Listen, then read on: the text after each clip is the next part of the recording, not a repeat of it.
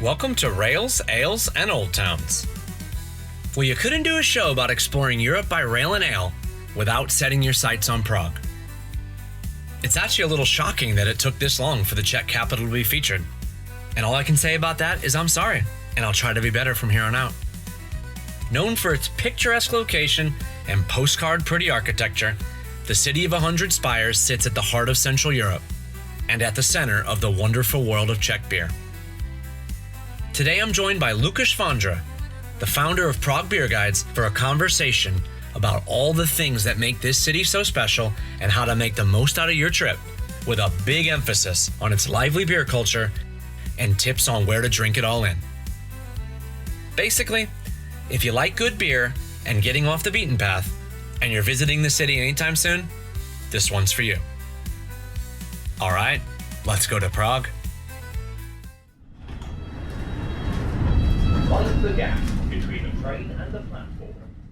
All right, welcome to Rails, Ales, and Old Towns. Lukáš Vondra, a beer lover and the founder of Prague Beer Guides. Thank you so much, Scott, for inviting me. Thanks for coming on.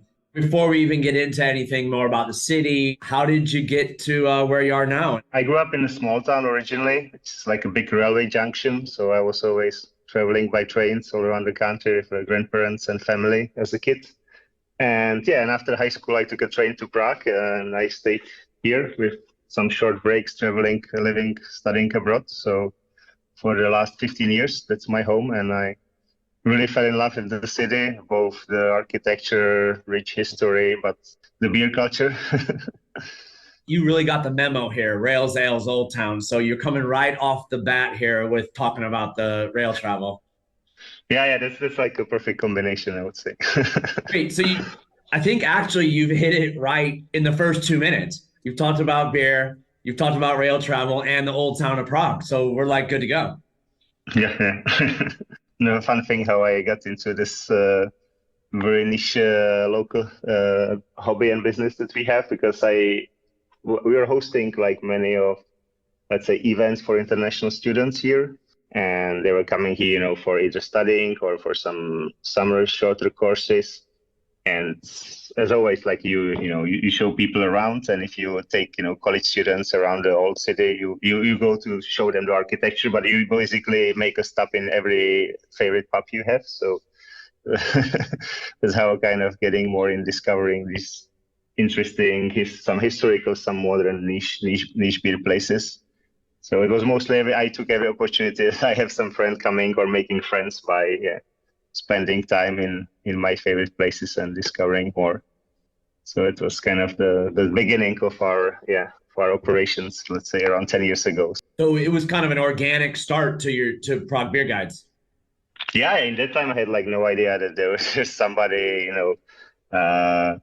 who works as a beer guide or as a business in that field. So for me, it was just like a hobby that I think many people around the world do this. You have a friend coming to your town and you take them to your favorite pub and you talk about your beers, about your memories and some like local differences. So I slowly then like realized that there is also much more to learn about beer than, in Czech Republic, we have very traditional and strong beer culture. Also very heavy drinking culture. So most of the people grew up drinking lots of beer. But I think I was also very lucky that I grew up later on when I moved to Prague in that time that the beer, especially variations, and was changing a lot. And we have lots of both like traditional breweries, but also lots of new ones, modern ones. So it's kind of like this beautiful mix or clash of the two words. Now, you mentioned it a little bit, but let's start talking about the city. It all starts with the rail station. It's definitely like a tale of two levels, because the bottom level is very modern, like 70s, 80s, maybe, I'm going to say. Yeah. So there's like the historical part. It's, by the way, they're just doing excellent renovation. They just opened like half of it this year, I think. So it's like on the upper level, it's the same level as the platforms. So there's like beautiful like Art Nouveau building, lots of beautiful decorations, high ceilings, and there's beautiful cafe now and like a conference place. But of course, at some point it became too small, so they added like another level underneath it, and they built kind of a highway in front of it. So that's probably like from 70s, yeah. Yeah, I'm not gonna deny that I've been in that station multiple times and I still have never been upstairs. But on the last time I was there, I was walking underneath and looked upstairs and heard someone playing the piano and noticed that there was this gorgeous Art Nouveau architecture up top as I was rushing to catch my train. And I looked it up since afterwards, and I'm like, I can't believe that I missed that the 3 other times I've been in the station. But yeah, most of the times I've just showed up, hopped on the metro, which we got to give a shout out to the metro in Prague because the cool like tiles and things you have there are super memorable. Yeah. So, we always have like different feelings about the structures and parts of the city that were built back in communist times, because there's lots of architecture, maybe not that beautiful, but one of the exceptional parts is the metro system. It's very nice decorated, and every station has tiles with like different colors. So usually when you live in Prague for some time, you don't even look for the signs, you just look for the color of the tiles for the station you want to get off. So yeah. I mean, you touched on it a little bit, but what would you say are like your favorite parts of living in Prague? And I steal quotes from some other famous people. So I think the former mayor of Prague, or the director of the city tourism, he described Prague as the city that has, this historical, rich architecture, which is like a body of the city, the structure. But then you have this culture that kind of connects everything. It's like a soul. So you have over 100 different theaters. You have beautiful cafes, restaurants, pubs. So you can, every day you can go out and see different show, be it, rock, punk concert or opera or anything. So basically never get bored. And if you get bored, then you jump on a train and there are like many other beautiful small towns outside.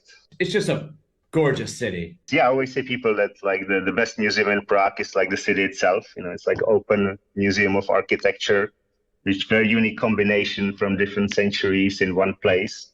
So just walking around, especially now, it's a great period. I was walking in the center last night, and because it's now November, which is not the main tourist season, so you can actually enjoy the city without the huge crowds. So that's a great time to visit now. What's your favorite building? Like, what's the one that when you walk past, you're like, that is the one I love, or a couple that really sums up the beauty of Prague?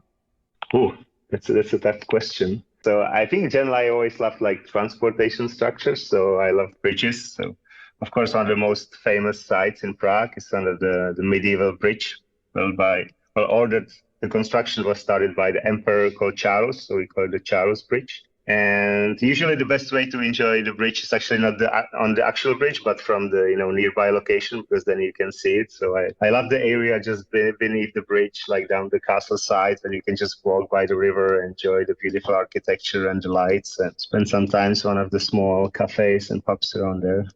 And yeah, then I also like a little bit of the more recent part of Prague. So there's a beautiful neighborhood called Vinohrady, which originally used to be like big vineyards, but now it's one of the best area to live. It used to be modern apartments in the late beginning of 1900s. So it's historical buildings now, but they have very like high standards. It's usually big rooms, big ceilings, but still nice decorations from outside.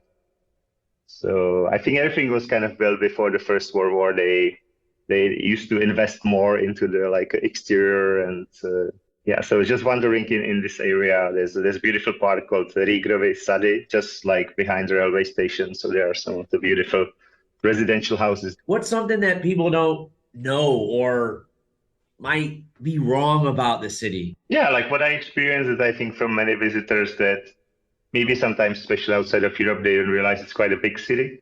It's actually one of the, I think, 15 biggest city in the European Union. So there are lots of different neighborhoods, different parts. So sometimes you have people, coming to Prague for 1-2 nights and they only stay around the famous Old Town Square and these beautiful areas. But they are kind of a little bit like missing out from the other interesting parts outside of it. So I would say the scale of the city, it has very large area. So there will be parts, they are basically like a parks, like a forest, and then there used to be former villages that were joined to the city like in 1960s, and it's still part of the city. So you can have very different vibe and different experience being in the same city. So you think people are taken aback sometimes that it's a real busy working city? They think it's just this fairy tale little the center and the old town and all that. Yeah, I think it's yeah, you cannot blame people. They live in time of social media, so everybody only expects this like shiny historical buildings and castles. Uh, I think some people think they are going like to the Disneyland. It was like, only built for tourists, but it has lots of life. And yeah, especially most of the people in Prague, they actually don't live in the historical center. They live outside. So if you want to more meet some locals, talk to people, sometimes you need to a little bit, not very far, but you need to travel a little bit outside maybe. And I'm glad you brought that up because that was the next thing I wanted to ask you. And I'm glad you mentioned Vinohrady because the last time I was in Prague, we stayed in that area. And I have to give a shout out because I've been to Prague 3 times. And every time I've been there, I've stayed at this cute boutique hotel called Miss Sophie's. I've been there 3 times. I've stayed there all 3 times, but Miss Sophie's. And it was a short walk to this Vinohrady neighborhood.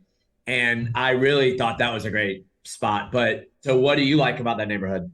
What I love about Prague, you have kind of, I think, neighborhoods for people from different generations. And that's one of like neighborhoods with one of the best restaurants now. You have easy access to lots of local parks, and then it's like 10 minutes drive to the old town. So I think it's like this perfect combination that makes it probably like one of the most desirable neighborhoods to live in for like a young families or people they starting their careers and they want to enjoy the city life. Yeah. So they're going out, they're having a good time, but you still stay a little bit out of the main busyness of the old town. Yeah, exactly. Sometimes if you are not working, in tourism or in that area, people from Prague would travel to the city center as tourists as well to see it because it's not the area you would walk every day. On that same note, we know about the Charles Bridge, of course. It's gorgeous. We know about Old Town Square. We know about the castle. Do you just have just a couple places that you would suggest people might not have heard of that are attractions that deserve as much attention?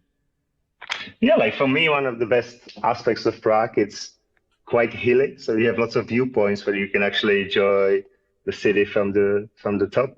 So one of my favorite spots is just outside of the Prague Castle. Kind of walk a little bit more up. There's like old monastery, and in the middle of like a small vineyard, there's like a viewpoint where you can see all the lesser town, which is like the neighborhood next to the castle and the old town and the beautiful panorama. And then if you continue a little bit more up that way, there is on the top of the hill, there's a Scout Tower, which in one way it's opening its view to this beautiful historical town. And if you continue a little bit more further, you get to the very different world because there's the biggest student dormitories of the university. I've spent lots of my time. So you can very easily walk around the corner and you'll be in very different world of the student bars and like football fields. Isn't there a fortress with like a statue where there's a legend of the founder of Prague? Yeah, you have a couple of places. Like there's one very famous fortress now, I would say. It's called Vyšehrad. So it used to be basically the second castle. At some point when the main castle in Prague was destroyed, a few of the Czech kings, they decided to live over there. And then it was mostly destroyed during the wars in the 1400s. So in like 1700s, it was turned into the fortress, and there's a beautiful park, one of the most historical cemeteries. So lots of Czech people go there because they were their favorite, writer or singer is buried there. But it also has a beautiful views. So that's just by a little bit south from the old town on the top of the hill. Have you ever seen the guy that lights the lanterns, lamp lighter guy? Yeah, I think I met him actually a few times by accident because sometimes it's announced and people go there to follow them. So they have a few of these lamps in Old Town. I think they're like a gas lamp, so they need to actually go there and set it on fire to keep it the old way.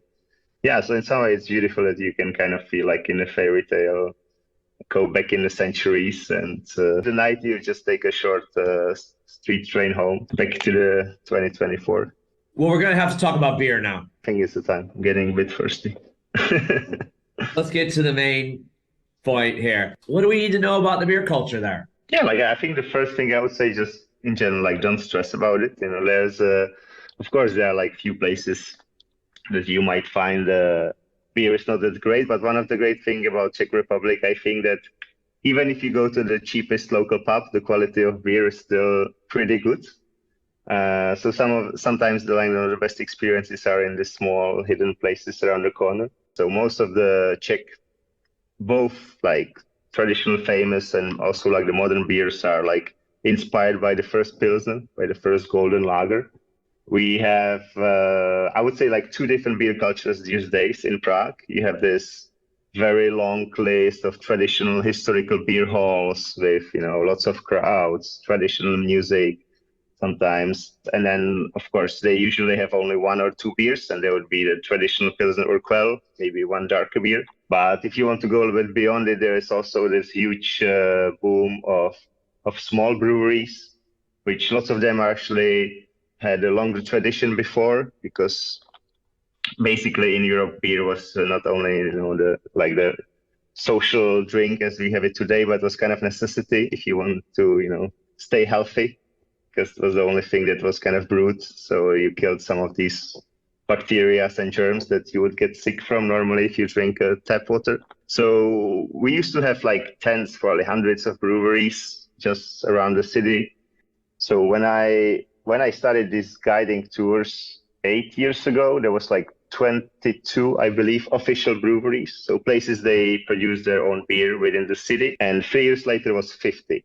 So now you have between 50 and 60 different places producing their own beers, which lots of them they focus on their own version of Czech lagers, but few of them would be also like getting inspiration from the modern craft beer movement. So lots of American inspired beer, English styles, but kind of blending these two words together. So I think that's something that you should definitely check out and enjoy a few classic Pilsners, but then you try to move on and discover some of these smaller breweries. So set me straight. Pilsner, you would only call Pilsner if it was a Pilsner or Quell. Yeah, in Czech Republic, basically most of the traditional beers that people drink in pubs would be Pilsner lagers.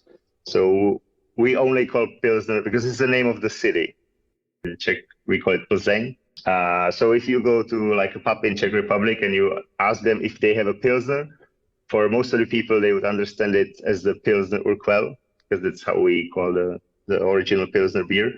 And in probably like 60-70% of cases, they have a Pilsner on tap, but if it's a different brand, they would tell you, no, we don't have Pilsner, you have to go next door. All right, so walk me through that. So the Pilsner, obviously that's just Pilsner or Quell. I want the house one. Maybe I'm at a small place that brews their own.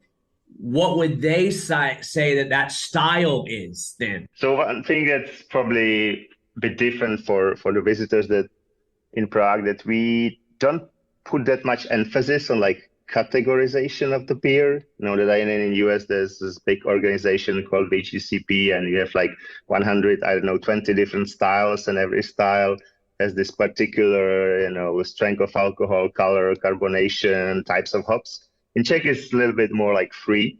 So traditionally, what you would have to display on your beer is one thing is a strength. We actually use like older scale that we use for measuring the strength of the beer. So you would traditionally not see like ABV, the alcohol, written on labels or taps, but you would see something that technically it's called Plato. It's very similar to like original gravity. So it kind of tells you how much sugar or grain you use for brewing, but it doesn't tell you exactly how much alcohol is in your beer. Traditionally, when most of the beers kind of became Pilsners, you would go to the pub and their light beer would be usually 10 degrees, 10 Plato. So we would literally call it desítka, like number 10. That's how you order light beer. And then their fuller, stronger beer would be usually 12 degree Plato. So then you would call it dvanáctka. So that's how you order beers in many traditional pubs still these days, which may be very confusing, because you run to the pub with 4 of your friends and you would say, Dobrý den, 5 times 10. And that means like, hello, 5 light beers, please. So it's a little bit like a code language, but this is what everybody uses in this country. And surprisingly, I would say that majority of people, they don't actually know what it means, the scale. They are just growing up knowing that the 10 degree is a light beer and the 12 is like stronger beer. We've got to talk about the bartenders, the love that they put into pouring. So this very like interesting aspect in a way that you grew up in a country where for many decades there were not that basically no innovations in making the beer. All the beers used to be similar style. What really started like a new trend after the revolution, that the big breweries, and then mostly the big traditional ones, they started focusing more on how the beer is actually served in the pub, how the product is presented to the final customers. So they started like training their staff and later the pubs how to take care of the beer, how to keep the pubs clean, all the pipes, the glasses, and how to pour the beer properly to the glass, so it kind of gets the best out of the style for the people. Yeah. So obviously the first thing you'll get shocked if you have order your first beer in Prague would be like the level of foam we put on top. It's like theater, watching them pour it. And, I remember being in a pub and just seeing the love this guy was putting into that. Just you see him, he was like a work of art, just watching it pour in, sliding them over, pouring the next one, sliding it over. Yeah, it's a beautiful thing. That it's very like for me it's like a proud job to be like a tapster, because Pilsner they have their own competition for the best tapster of their beer, and they're one of the leaders in a way how they started like teaching their pubs how their product should be served. Because if you are basically a brewery that traditionally makes one beer, you want to kind of sell it to your clients in the best possible way. And I think they kind of created this beautiful movement that even went across the borders now. Because I've been in some of the Pilsner pubs in neighboring countries, some in Poland, in Hungary, even in UK. I think there are a few call it like a tank Pilsner pubs where you will have this person specially trained in Pilsen and send back how they serve the beer. And then you can actually ask for different pours. I mean, it's playing with the carbonation and the level of the foam. So usually when you release more foam from the beer, you have a little bit less carbonation left, and the beer tastes a little bit sweeter. So you can actually have slightly different tasting beer. I definitely like that name, Tapster. It's a very unique title, I think I would say, especially adding that you actually might go to some competition to become the master tapster or the best tapster of your area, your town, or the whole country. I actually have two colleagues in Prague Beer Guides. They work as tapsters. One of them is in this year's competition for the best tapster of their a group of restaurants and pubs in Prague they have. So yeah, he's very busy into that, and they put lots of emphasis on it's kind of becoming like a show as well. It's like attractive for people to see. And then there will be different establishments having their own versions of that. So for example, in the oldest Pilsner pub in Prague, it's called U Pinkasu, they have this traditional contest. They call it Pinkas Nightmare. It's always in October. They invite a couple of tapsters from different famous Pilsner pubs, and they have to tap 10 pints in the cellar when the original first tap was, and they have to run 2 floors up to present it to the people from the brewery. And then that's a big show, yeah. And it's something that's becoming on some streams and social media as well. So it's definitely fun. What is the gap between the train and the platform? Okay, well, I just wanted to take a second to say thanks for listening to Rails, Ales, and Old Towns. I hope you're enjoying this episode and that it's helping you get excited for your next European adventure.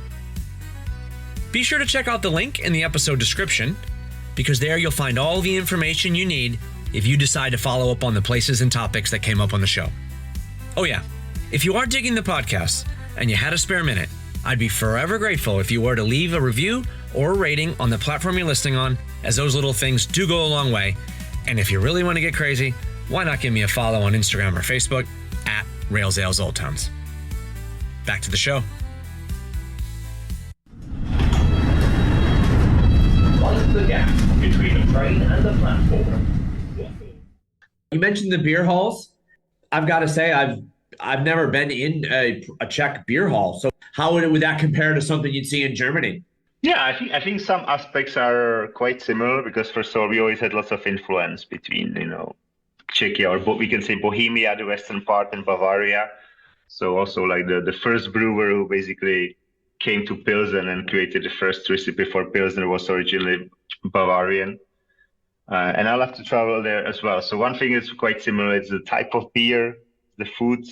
There will be some micro differences traditionally because of the communism. We basically didn't have much innovations in the brewing process. So we actually use some older methods, how the Czech Pilsners are brewed, more energy and time consuming, but it actually creates beer with this nice like bready character and more complex sugars. So this is like a small difference between the beer in Czech and German pubs. So what would you say that is unique to Czech beer culture compared to the rest of Europe? In most other countries, I think it would be quite shocking in a way how the service in the Czech pub can be efficient, because beer is traditionally served with very low margins. So once if you walk as a customer to the pub and you sit down, they will try to sell you as much beer as possible.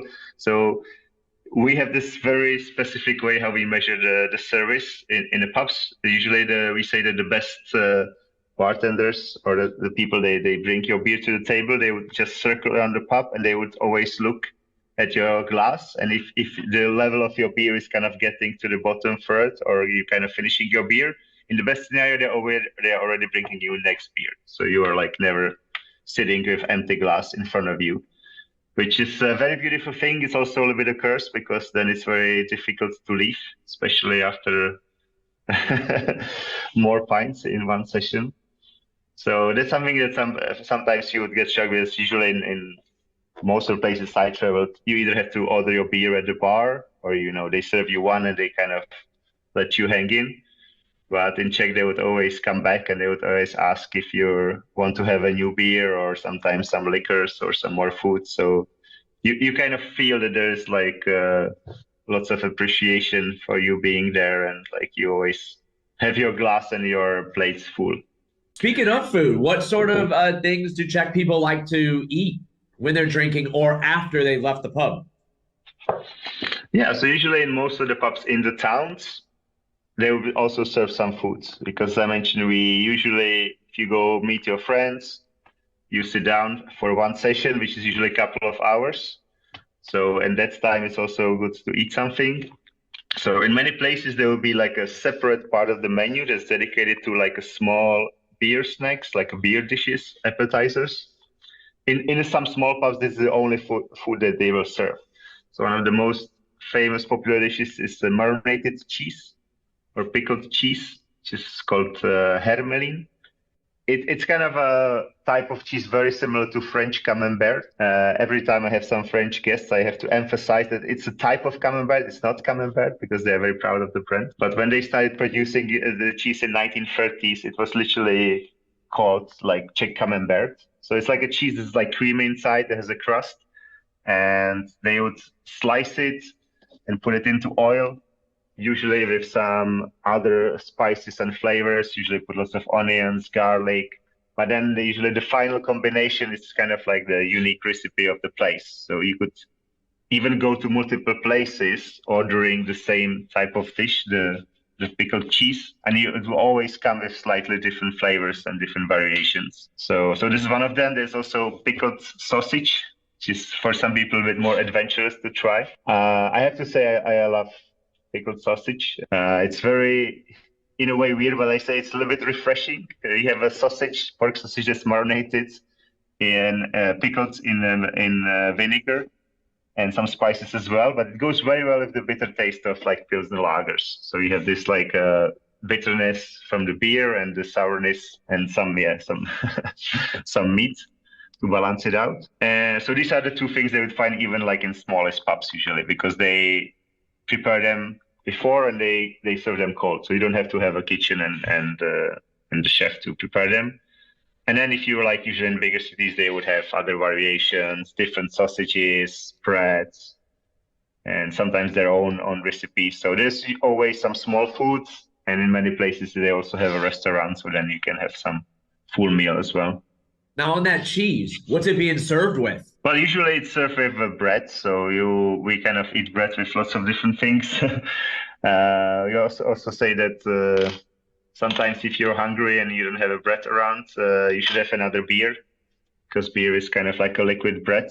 And in historical times, it was even much closer because they were fighting basically for the same ingredients for the bakers and the brewers. So you could either make more beer or more bread, and you have to choose which one you go for. We heard all about that on a previous episode with my guy Franz about the bakers and the brewers in Bavaria who were fighting it out. Yeah, there were places like in Bavaria, they even have to settle down with the law. So yeah, saying that this grain is for brewers, this grain is for bakers. So usually pickled cheese we serve with some pickled vegetables, onions, and bread. Oh, that sausage. You said it was pickled. So Yeah, like you don't use like a raw meat. It's usually like a smoked. So it's like a sausage you could buy and it's safe to eat already. It's already smoked. But then you can either grill it or you put it in like a big jar, usually in different layers. And then you kind of pour sometimes similar mixture that you would use for like pickled cucumbers. So it's usually a mixture of like a water, vinegar, and some pepper, new spice, bay leaves. it's just swimming in the liquid, and then they go in, they pick it out, and they put it on a plate and give it to you. Yeah, especially swimming in a big jar. It also has a very funny name. If you translate the Czech name, because in Czech we call it utopenec, which literally means drowned man. So in some way, if you look at it, you can see they are drowning these sausages in the vinegar, and then you take them out as maybe you would find somebody drowned. Yeah. That sounds good. I'm down with that. Let's do it. Very nice example of the Czech humor as well. We like to make fun of everything, and usually there are no like things that are off topic for making fun of it. So. Okay. Now, we love beer. We're coming to Prague. I don't want to give away all the secrets of, Prague Beer Guides because, that'd be crazy. What are some, signs of a good pub versus something that's not? Now, you've already mentioned earlier that you really can't go wrong, and you're probably always going to get a very good pour and a decent beer. But is there anything that, you say to really look for? And when we're in a good pub, is there anything we should know not to do? Yeah, I think it's in one way quite similar if you're looking for like a restaurant. You might go to one of the main squares with the beautiful views and the building, but of course there's much higher chance that the places you will get in with a little bit of tourist trap. So I always recommend, especially for beer, because that's of course much safer than trying different cuisines. You can just go around the corner, find some smaller street, and just don't be afraid to walk in. Usually the best, small pubs, they don't need much advertisement from outside. So if you're walking to the place that has like a huge signs in 10 different languages, that's probably not the sign for the best local pub. But sometimes it's the opposite. Sometimes you need to walk in a building, walk around the corner. So yeah, I don't think I would spoil our secrets if I say 2-3 places, because I don't think that's really the niche thing that we do. We try to more, take people and explain them the culture and the history and the beer and the local life. So it's not about if I tell you 4 places I like to go that I don't have work next week. That's the last thing we're trying to do. Now, let's definitely not have no work next week. Like, what happened? What happened, Lukáš? I went on this podcast, and next thing you know, everybody started doing it on their own. Yeah, because you can find many things on your own these days, right? You have we all have internet in our phones and the Google. So I think it actually makes small group tours that more valuable, because there is so much nonsense and just lists. It's overwhelming. You almost just get hit with too much information. So I just wanted you to take care of it. I don't want to deal with it. Yeah, exactly. And it's like we try to do more like educational tours. So I've showed up, I've gotten off the train, I've gone upstairs, I've checked out the Art Nouveau top of the rail station, I've seen the piano, I've had a coffee at a cafe. Now I'm ready to go. We've met up. Where are we going to go for our first? Yeah, so from the main station, you probably need like 5-10 minutes walk. I would say one of the first pubs I would go, it's called Upinkasu. So that's like a beautiful historical building. It's also a little bit hidden, even though it's in a big building. It's not on one of the main squares, but a very unique location, because basically the founder of the pub, so he originally purchased like a small house and he opened a pub in there. And later on, it became a really popular place for lots of politicians as well, some athletes or locals to meet up. So the pub was growing and growing, and they expanded their place to outdoors as well. So if you're in Prague in the warmer season, let's say from May to September, they have, I would say, one of the most unique beer gardens because they have their tables in the part that used to be part of the church, with the medieval church next to it. So you're kind of using their medieval walls as like a kind of a natural air conditioning for you to enjoy your beer outside in hot days. And so that's the oldest Pilsen pub in Prague. Okay, so that sounds sensational, especially about the beer garden. And then if you want to really go like a little bit off the beaten paths and Yes.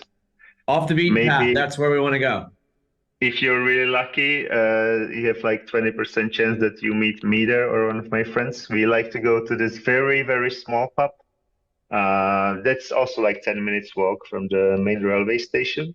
And it's basically like a tap room of one of the best like microbreweries. They specialize in like a classic Czech lagers, but in a very small scale.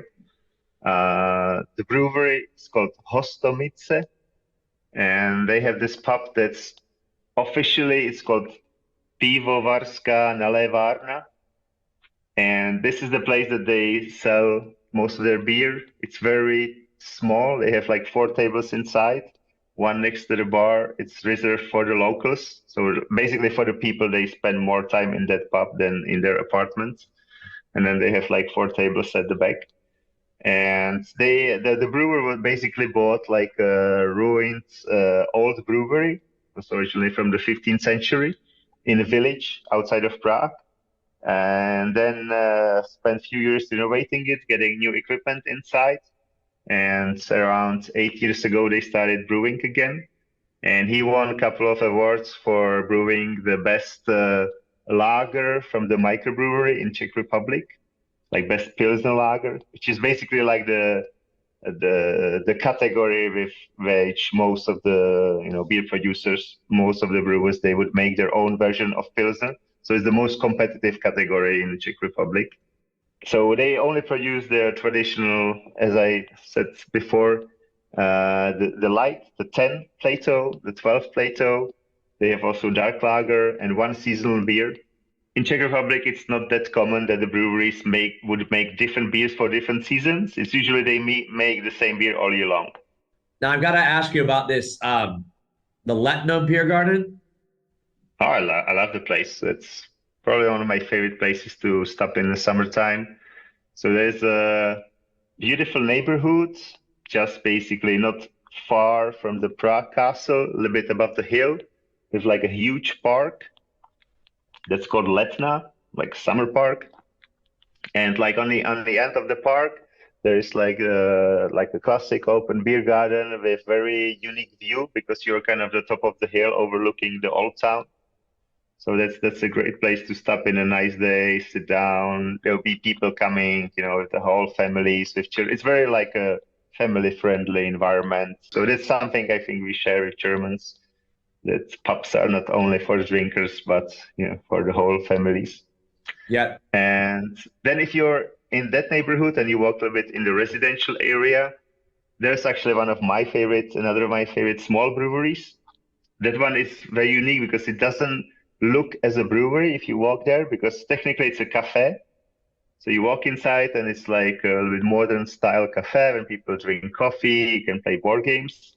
But underneath the cafe, they built their own brewery. And they have a very unique style of brewing, which I really like. They are only trying to use ingredients from like organic producers. They are trying not to use anything that will have to travel all around the world. So, for example, if you want to have a little bit break from the Czech Pilsner lagers, and you want to try some IPA in Czech Republic, most of the brewers, we would buy the hops for IPA usually from US or Australia and New Zealand, because that's where you find more like aromatic types of hops that you use for these beers. But in this brewery, they only use like European hops, and they really try to make not only the beer styles, they are like very trendy and like all over the social media, but lots of like historical styles that I didn't know about at all, like some old Belgium styles beer, old English styles or German styles. The whole place, it's named after the dog that's very famous in Czech Republic. It was sent by a spaceship to space during the time of Soviet Union. It's called Laika. So they have like a dog in the logo, and it's named after the dog that was used, before they sent the first humans. In Czech, I think it's a famous story about this dog that everybody learns about it, but they found out the story of many other family animals of different kinds that are used for this kind of, scientific military purposes. So they all dedicate their beers to them. Oh, okay. The brewery's called Laika. Yeah. Or if you Google like the first dog that went to space, you find the name of the dog, and that's the name of the brewery. So I do remember this story actually from history class that the dog that went up was with the Russian thing, but the dog was from the Czech Republic. No, I don't think so. But it's just like it's just a commemoration. I think it was in Soviet Union. So it was a Russian dog. I thought you said they came over. I was thinking in my head that they came over and stole a Czech dog and sent it up. I look more into the story, but I don't think so. If we've got a day or few in Prague and we want to spend an afternoon with you, what are we going to experience? So we basically do like two types of tours in Prague. One is that we have like a joining tours, which means, you're coming to Prague alone or with your partner or a small group, and you want to experience some nice local Czech pubs, learn about the beer, about the history, but you also want to meet some other people. So we have these joining tours that we keep just outside of the old town, still in the historical part of Prague. And then we try to go a little bit short version of this full course of styles I talked about. So we go to the best places to try the classic Czech pilsner and to experience a little bit like the role of the tapster, as you mentioned that you really enjoyed. And then we try to discover one of the best beers from these like newer breweries. So you try to give a little bit of the old school, a little bit of new school, and a little bit of history all coming in together. Yeah. Like I personally try to show people this beautiful world of like traditional beers, some newer styles, and some historical breweries together in one session. But it's also a bit more too about like understanding the culture through the beer and through staying in the pub. And we also try to do it like it's very like accessible for everybody. So we don't bother you that much about the stories about how much protein is in this grain and how much alpha acids in this kind of hops. So that's kind of open for people. They are maybe not drinking beer on a daily basis, but they just want to experience it when they travel to Prague. But also for people, they are like beer lovers. And then we have like that's more like on a custom base. I do sometimes more like let's say more advanced tours for people. They are more like a beer lovers, or maybe they work in the beer industry. So I try to take them to places usually they come to Prague for inspiration, because the Czech Republic is one of the places where it's like a home country of one of the major styles of beer around the world. So when they experience like different Czech traditional lagers, and if they want, we also do some trips just outside. So I like to also visit different breweries just outside of Prague. So there's a couple of options how you can get like in a half-day trip, or as well if you want to go to like the birthplace or Mecca of all of these beers I was talking about. It's also easy to do like a day trip to Pilsen, to the place where the Pilsner beer was born and when the original one is still brewed. What are your favorite moments on the tours? For me, it's like after doing some time, I think it's still the same. For me, it's mostly about having the connection with the people. So that's why we're always doing like in a small groups. Sometimes you have a group of strangers coming from different countries, and after 3 hours spending together, enjoying some nice beers, you kind of feel that you are in a group of friends that you've known for years to come. And sometimes you keep these connections, and when I have a chance to travel and visit some people, they were on my tours. That's always like the thing for me, the best part of it, like the social aspect. Yeah. Well, I look forward to being one of those people one day. Yeah, it would be great to have you here, and you already had some experience, so it's always also a nice challenge, to show people around. They already been to Prague. I remember one of my first tours that I did when I started working as a guide. There was a couple, I think, from Norway, and at the beginning of the tour, the man told me that it's his like a 46th time in the city. Like he's basically been coming here for like 10 years every season, and I was like really intimidated at the very beginning. And then I think I was feeling even happier at the end that he still said that he enjoyed the tour and he discovered new places, even though he's been traveling here for like years.